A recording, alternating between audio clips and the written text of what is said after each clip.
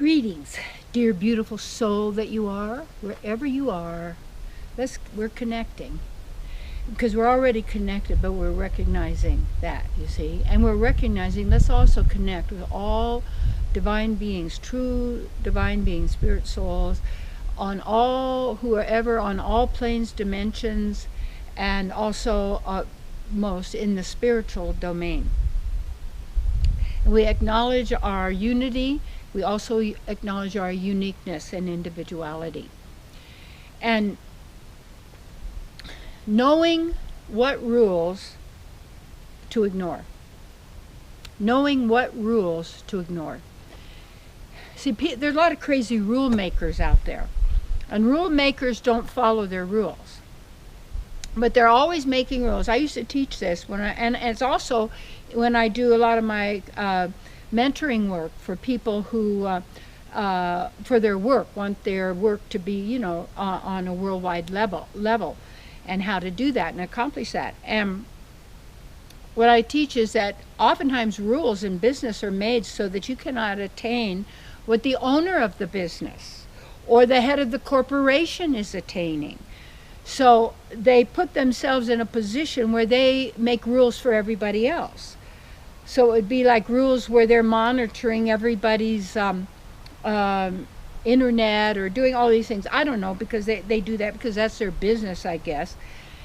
And maybe, but the owner, their stuff's not monitored, and that's not maybe because, well, they're the owner, and then,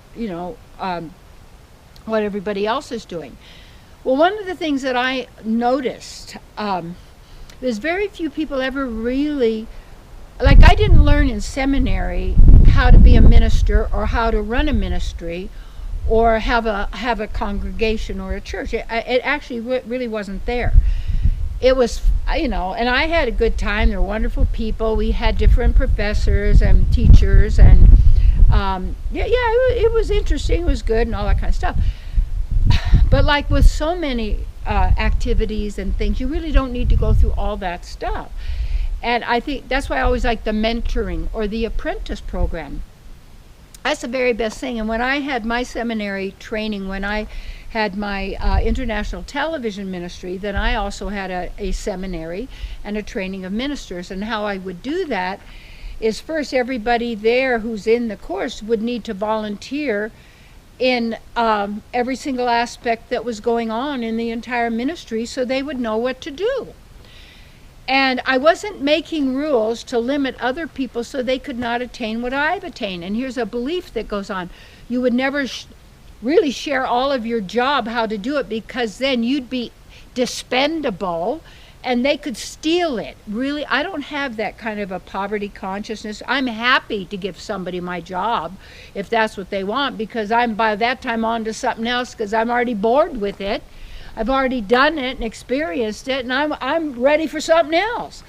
Why wouldn't I want everyone to be, fully developed in every aspect? Well, then you'd be dispensable, and they'd take your good stuff, and you'd never have any more. And so you've got people then in business who are really the enemy of everyone, because they learned that in school with games and sports where you have winners and losers. You have teams. You got the football game and the baseball, and then they can become big black magic ritual spaces, because all of that energy of hate and like and dislike and like and this, and people are and then they're wasted the next day because they gave all their energy, all their oxygen instead of to the self.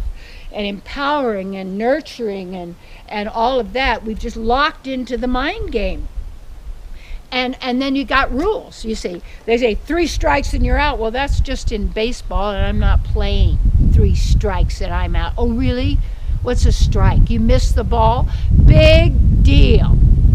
Or strikes. It went over the plate and you didn't get it, right? So rules are being made all the time. And what I noticed too is that when a lot of rules just don't apply to you or to me. And the rules are also so many rules and regulation controlling every single aspect of people's being. And then silence is golden in a sense. So if you don't say anything or you don't do something different, it seems to imply consent.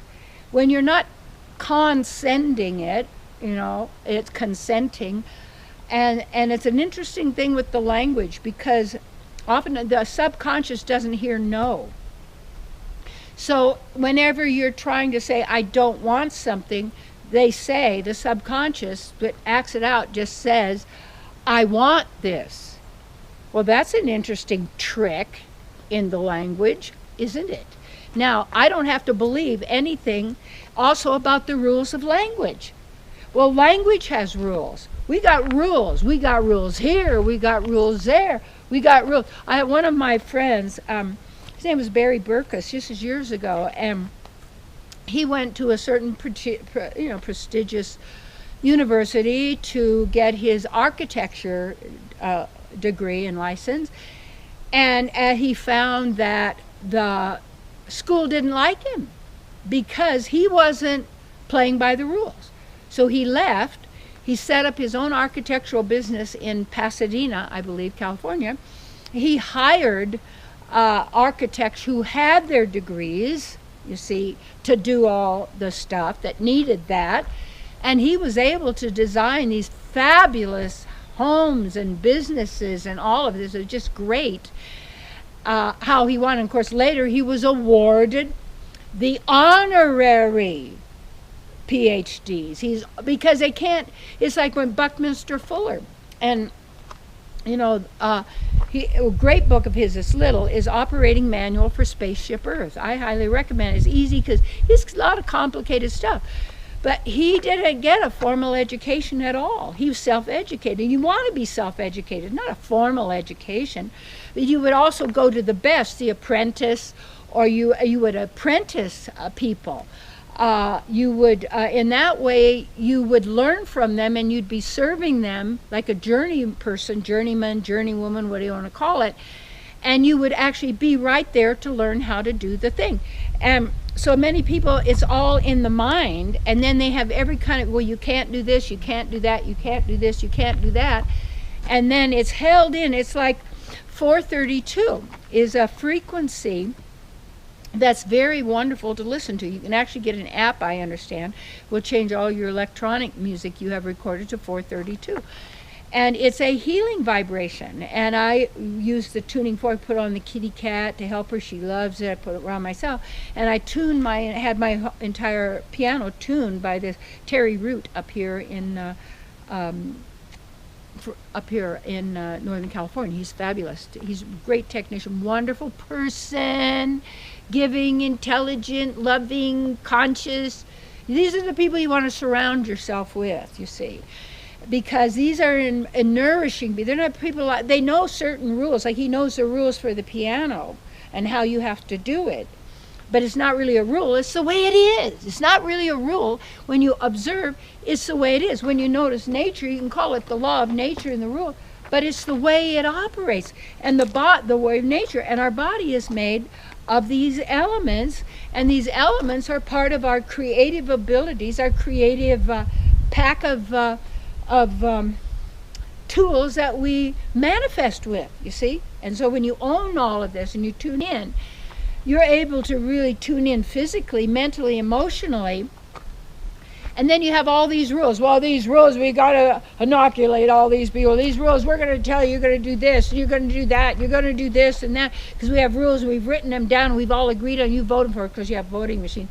We've got all this stuff that you have to do, and after a while, what can I do? Nothing. You're in this little town, you're going to be on this little path, and you're going to stay right there, and you're going to do your little work, you get a little cubby hole, you get a little food, we don't even know what you're eating.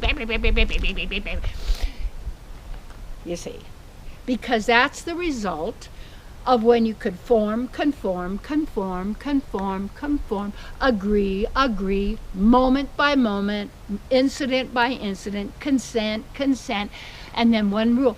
Rule makers are never content because they're miserable. They live in fear. They live in terror. They are the mind. When you look at your worst thoughts, there are people believing those thoughts, following those thoughts. They don't have any sense of discernment because they're missing compassion. They're missing real love and caring and actually working. They say, well, then my reality wouldn't work because if you have, then I don't have. And yeah, that's in the false reality based on duality and math, but that's not in the divine, true spiritual reality. And you can be there now, you see. And that's then the work. So, yeah, there's certain rules, driving and different things and stuff going on. But start noticing. Well, we don't even notice what we're signing when we agree to sign up for something. And so you've got to have King's X behind the back, you see. I can sign, but I don't agree.